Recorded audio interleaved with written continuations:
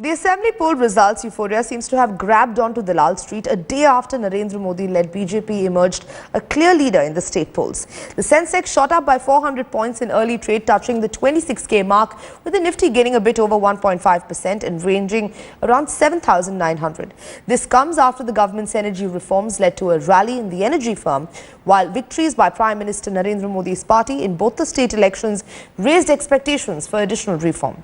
The top gainers leading the surge are ONGC, Ultratech, Axis Bank, Hindalco and BPCL, while Jindal Steel, Infosys, Wipro, HCL Tech and Reliance are seen on the losing end. Shweta Punj now joining us in the newsroom. Shweta, we understand that the markets are hopeful of more reforms post the BJP's victory in Maharashtra and Haryana. Absolutely, it's clearly the Diwali week has started on a celebratory note. Markets have rallied and they are clearly in a bull run. And if you look at the stocks that have done well, you have stocks in the oil and gas space and the banking space.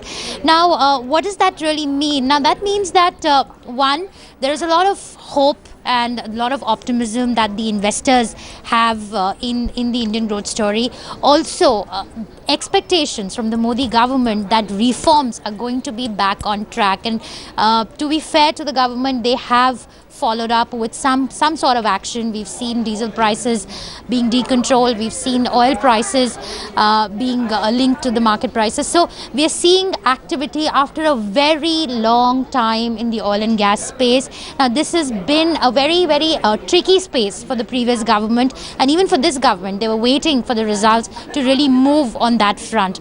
Of course, expectations are higher than ever before that we are going to see this government push through some difficult reforms in the subsidy space. And that's the space that the investors are going to be watching out for next. Shweta, stay with us. We also have Akash Jindal, market expert, now joining us in the phone line.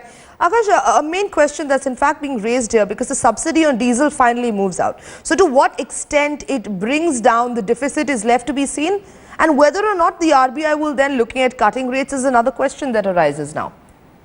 Yeah, firstly, yes, it would definitely reduce subsidy, because as I've been saying earlier, this was a very good and opportune time for the government to deregulate diesel, because the market prices, the Brent crude is at around $83 per barrel.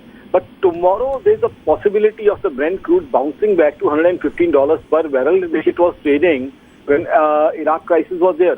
So at that point, the government had to spend a lot of money in subsidy, or the oil marketing companies had to incur certain losses. So government definitely is going to save a lot of money, which the government has been spending, or in the future also, which it could have very well spent on diesel. So that's an important thing. That's an important takeaway, and it's a good decision which has been taken by the government. Now, as far as the markets are concerned, I think it's clearly now the way Modi is pushing with the reforms agenda, and particularly the Make in India things. Now, all these things are good on paper, but practically these things need to be pushed through. Now, to practically push through these things, you need to have strength.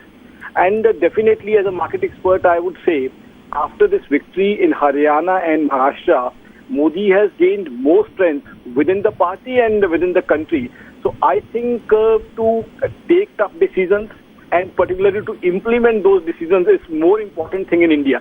Everybody knows, every economist and market expert knows what needs to be done to revive growth. Make in India is a good concept. There are many other good concepts. But the only thing is, with how much strength can you take decisions, and with how much strength can you implement those decisions. I think now Mr. Modi has definitely got that strength with the numbers, and again perhaps going ahead in Rajya Sabha also he could have higher numbers. So that strength of implementing the difficult decisions is very much that is bringing hope in the market and in the economy. Now, you were talking about RBI, whether they'll cut rate or not. I think as an economist, I would say now the RBI has sufficient scope and ground to cut rates. RBI has been focusing on inflation. They have been saying that inflation control is the priority. Inflation, already we have seen the data. It has come down to 2.38%, which is a reasonable number. Brent crude is at $83 per barrel, and again diesel prices are down.